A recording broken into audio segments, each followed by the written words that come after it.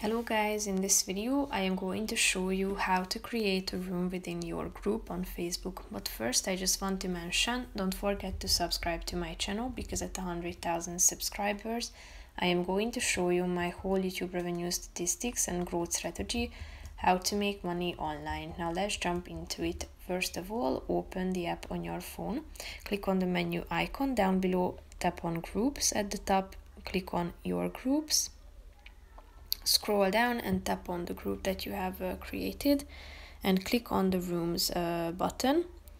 Tap on create room and here you can see the name that you can change by clicking on it. You can delete it and type in the name of the room, then tap on save. You can set a start time, you can schedule it if you want to, and you can set the members that can join your group and click on create at the bottom of the screen, thereby creating your room within the group that you have created. So here you can see it's active. You can copy the link in the middle of the screen and share it with other members, and you can also join the group by clicking on the join room button down below. So that's it for this video guys, see you in the next one, bye bye.